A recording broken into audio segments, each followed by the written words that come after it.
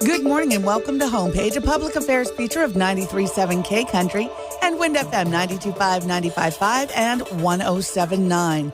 I'm Kathy Dugan, and my guest this morning is Ray DiMaria from the Ocala Horse Alliance. Now, first of all, congratulations. The Ocala Horse Alliance was featured in the World Equestrian Center's April Quarterly magazine. Tell us a little bit about that. That's exciting. It was amazing. Obviously, as you know, how kind the Roberts and their staff at Golden Ocala and the World Equestrian Center have been to the Ocala Horse Alliance in its mission to bring forth education and obviously to continue with our Connections program, of which I'll digress for a second. We were going to have one heck of a monthly Connections meeting at the College of Central Florida's Vintage Farm back on March 26th, which we were gearing up for, as you know, before this virus broke out and started shutting things down. And a lot of people were very sad to see that we couldn't get that, but we merely postponed it. We will have that back on the calendar as soon as we can gather again. That was going to be a Connections meeting to beat the band. Hundreds and hundreds of people signed up to come. Obviously, the kids at the college, as you know, Dr. Henningsen and Jennifer Freens and the staff has been wonderful in working with us and getting these kids on board with learning about what the agricultural horse industry does here in this county. So, but I just wanted to let everybody know that it was merely postponed. That will come back on our schedule based on the COVID-19 that we find ourselves faced with. And I think we are all blessed in this county. You know, we really are. It did not root itself like in the major cities, as we found out. I think our governor and our state health department has done an incredible job. I know that a lot of folks, especially in our community here around the World Equestrian Center in the northwest quadrant of Marion County, are doing fine. The Florida Health Department had developed an online tracking system, which was then adopted by the federal government and the current administration. And literally you can go down to your zip code and find out whether or not there are folks that have been tested positive. In our world of agriculture with the Ocala Horse Alliance, we have been virtually operating as if things did not happen outside of our service industries. Oh, wow. That's good. The farms are all operating, to my knowledge. My little 100-plus acre farm is full up with horses.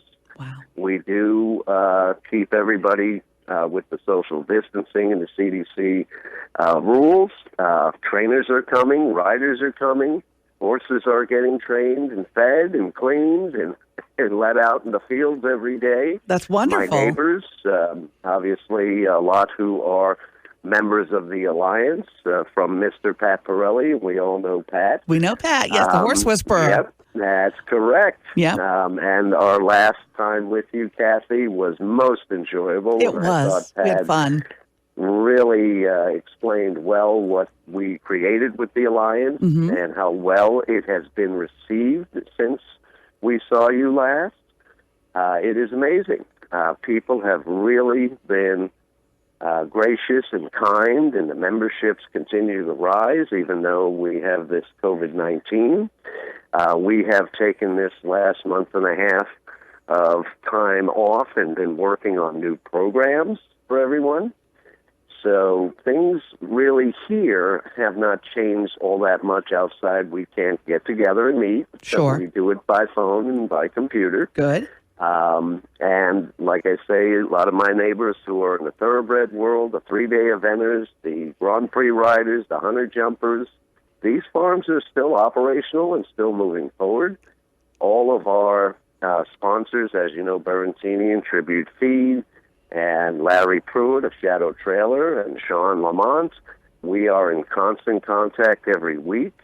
They continue to operate as we have all been deemed an essential business. Good. Because these animals need to be transported. They need to be fed. Yeah. So The hay and the feed supplies, they haven't really been affected that much? Not at all. Good. In fact, sales have even our other sponsor, Spar Building Supplies. They have been so busy. Again, we're all doing our social distancing, but business has continued. That's fantastic. It is amazing. That is really good news. Yes, and I have been out. I go out once or twice a week to the grocery stores or to the hardware stores. It's almost business as usual. Wow. The unfortunate side that really, hits home for everybody is that our service industry, our restaurants, our bars, those type businesses have been the most affected by this. They have, yeah.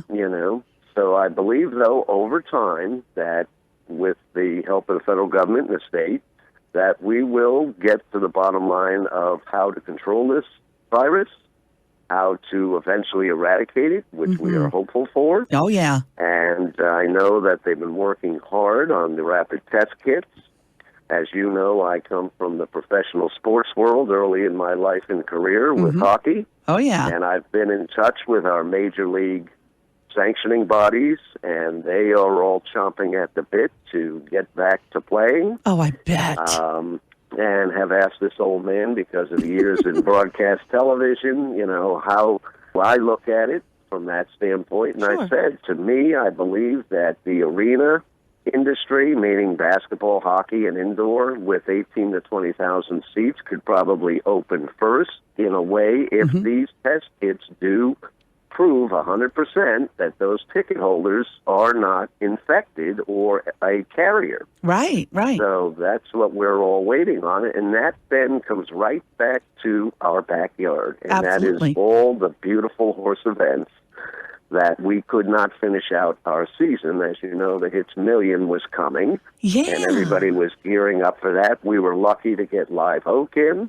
We were lucky to get the Cobbs and Grandview Invitational in. Those were wonderful shows here. But our end-of-season show, as you know, for many years has been the Hits franchise. But it was unfortunate we could not get that in before this virus hit, because that would have been the same weekend that we were going to be doing our Connections meeting with CF. So they look forward. I truly believe, being up in age, that they'll figure all this out, and we will get back to somewhat normal, although, as you had said, that, yes, this is a new day. I think going forward in the future, and as I had said, I didn't think I'd be around to see it, things will be much different. Oh, I think they will too. And I'm sure that the equestrian-related facilities, they've been taking extra precautions as well with COVID-19. Yes. I mean, are people wearing masks? Are the jockeys or trainers? And the sterilization of things? How's that going? That is correct. Everybody is following the CDC rules.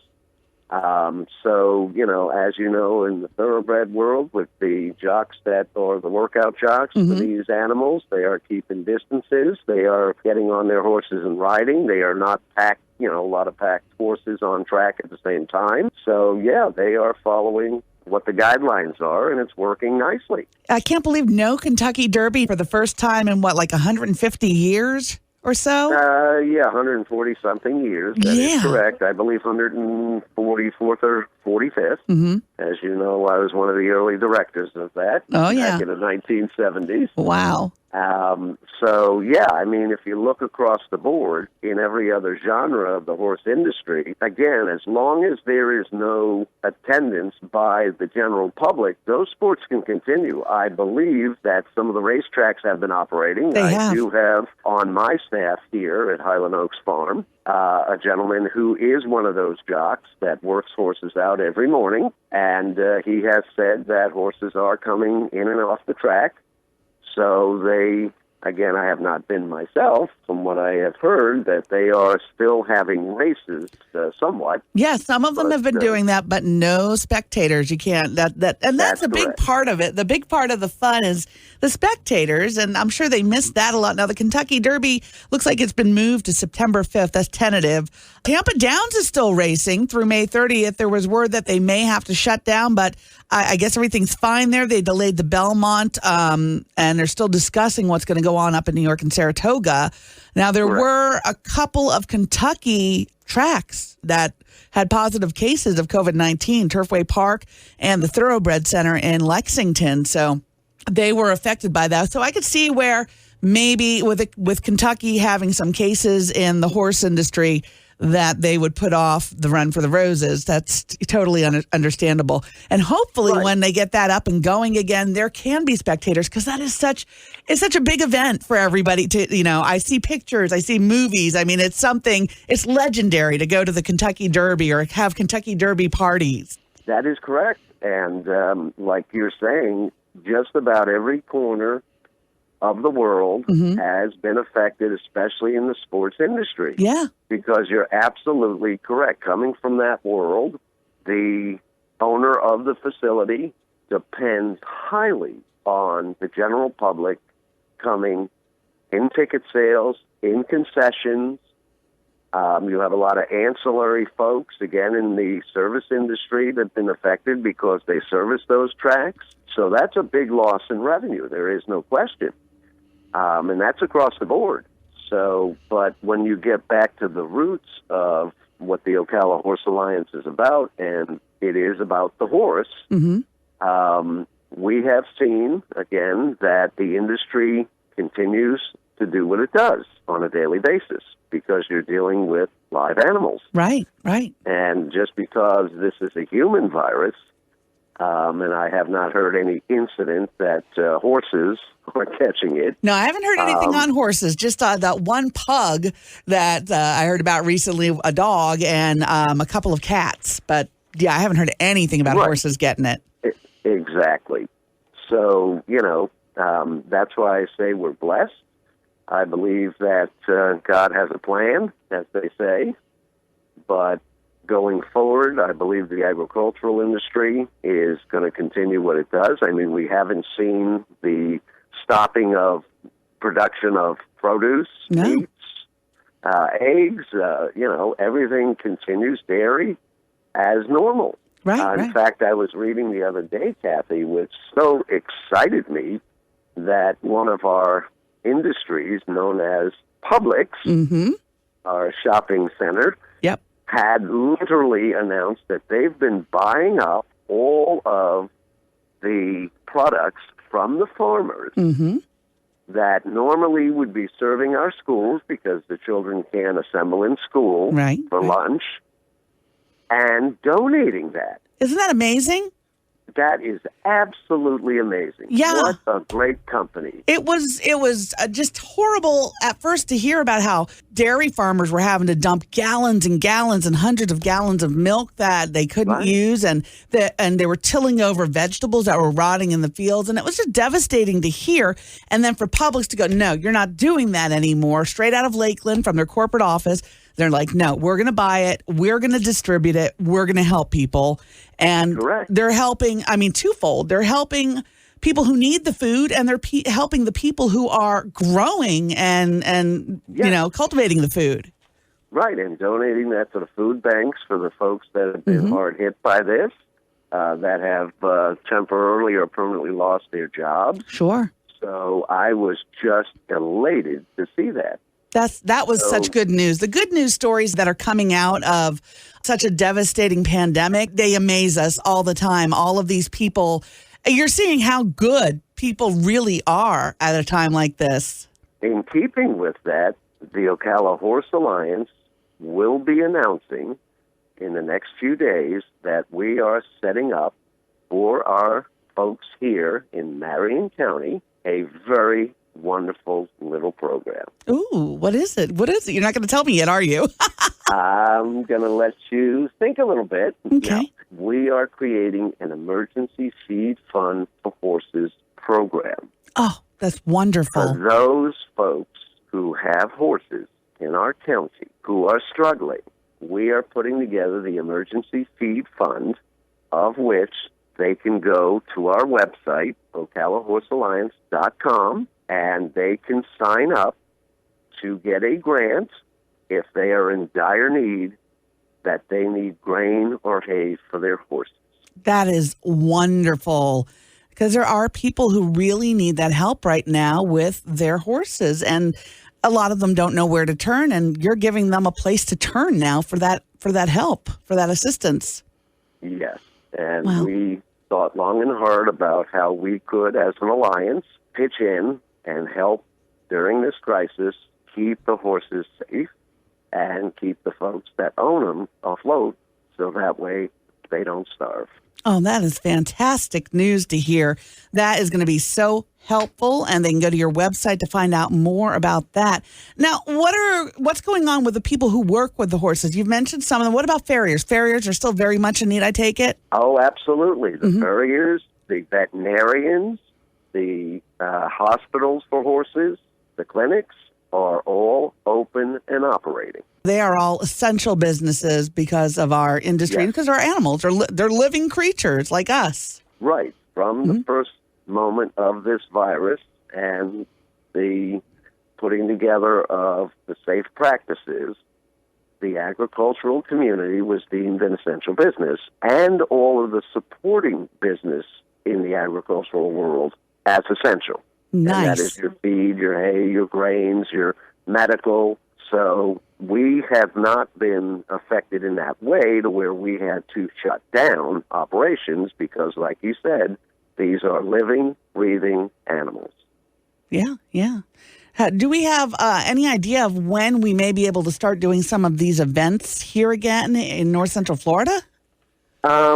Everybody from the FEI to the USEF to the local chapters are right now hunkered down trying to figure that out. We are hopeful that by summer, as we move forward with taking more and more states back online and getting businesses running, that, again, we will have some form of a testing ability to make sure everybody is safe before conducting those events. But all of the different organizers, if you will, are strategizing when that point will come. We are keeping our ears and eyes very close to the developments coming out of the federal government and state governments as to which of the industries they are slowly opening. But my sense is because, again, in our industry, especially revolving around the horse, you really don't have the packed stadiums like you do with the other major sports. So therefore, once we hear that we can begin, I'm sure we'll see a lot of these shows coming back online. I've also kept in touch with the thoroughbred breeders here, and it is my understanding, I believe, that they were going to resume sales by June. That's what good. Their goal is. So, because you have a lot of folks who have had a lot of babies over the time, and it is a big industry and one that depends upon having the sales that they've been slowly trying to figure when they can bring that back. So we'll keep our attention focused as there are a lot of farms here in Marion County, as you know, which breed some wonderful animals. Wonderful animals, animals that win awards. Yeah. Yeah. We've been very lucky here. We have. Triple Crown winners, as well as obviously great hunter jumpers and Grand Prix and all kinds of international riders. So I think, again, I believe our county has been blessed. I think things will go back to the way they were, in even a bigger way, because turning back to what you had said, and we are so humbled and so appreciative of the World Equestrian Center and their folks there to now have put us into their magazine for this quarter. As you know, it's a quarterly magazine, the World Equestrian Center magazine, and to have updated that story post-summit, which you know was held at the Golden Ocala Complex back on January 6th, the day after our first interview with you at Homepage in K Country. Yeah. And we really appreciated that because I believe you really read about we were at capacity. Yeah. Oh, people were just overjoyed to be there. It was wonderful. Oh, it was quite an undertaking, as you know. But again, it worked out to where now the alliance is stronger. More people are coming on board. We are creating programs that will directly help our community in all areas. So that was very kind of the Roberts to include us for this quarter's magazine, which is very widely distributed. It is on the internet. You can go to the website and read it there. And I understand it's now out in print. So as soon as people can gather, they can pick up a copy. Nice. And from what I understand, they are continuing to keep building out there and getting this ready for opening in 2021. That's going to be wonderful. Oh, my gosh. Yeah, we are so excited about it opening. It is huge. I've driven by it, and I've never seen anything that big in Marion County, ever. You're absolutely correct. This will be probably one of the finest facilities ever built on this planet. Yeah, that's true. Not just here. That's correct. We go back to Europe, where a lot of these facilities were built so long ago, and this will rival that. It is something to see. Wow. And it is going to be first class. That's the only way those folks over there know how to do it. So, yes, it's going to be a very exciting time, and we're very hopeful that everything will get ready for 2021, and we'll bring some very lovely events to Marion County for the public to enjoy. And it'll be really nice to be able to have people coming over from overseas again with international travel, because we have so many people in Europe who ride, who are eventers, who are just good horse people.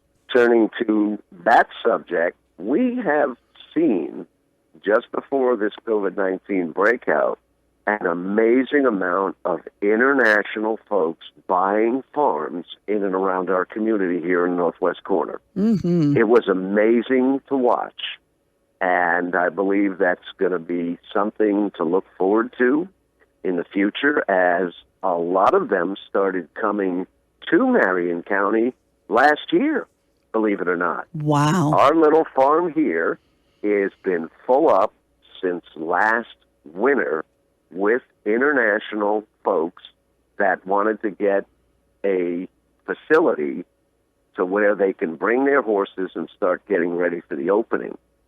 So we have seen an increase in real estate values. We have seen an increase in people from all walks of life trying to buy into this area just because of the World Equestrian Center.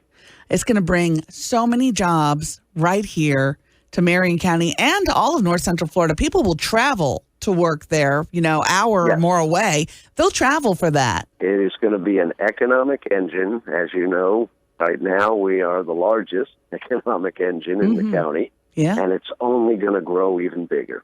And it helps everyone. Benefits everyone. Yeah, yes. Everyone in the community. We were thinking the exact same thing, because it's not just the horse people. You're going to need vendors there. So that's going to benefit the vendors as well. Well, again, the whole premise of the alliance was to bring together people, not just horse people, but all people that want to get familiar with horses, that might just want to pet them, touch them. Remember what Pat said back in January? All the about programs. So it does affect everyone, right down to your local corner gas station. Wow. Yeah. You don't think of that sometimes. When you look at the big picture, something as large as the World Equestrian Center does affect everyone here, whether it's working or providing something or just having a place to go and see these magnificent animals in person. I mean, you see it on TV. It's like, wow, horses are really cool. And then you stand next to one and go, wow, horses are magnificent. Exactly. And that was the whole purpose, was to bring people closer to a magnificent animal that God created for us, which, if you remember, 130-odd years ago, was our primary mode of transportation, working the fields, plowing, carting all the produce to the markets. Oh, yeah. The horse was our car. Obviously, as Pat said, that's why we have horsepower. Exactly. I love that. That is like one of the best things ever. Yeah, because what else do you compare it to? A horse is a powerful, magnificent creature, and it's just I can't wait until things get back to whatever the new normal is, the spectators are such a big part of it. So that'll be so nice.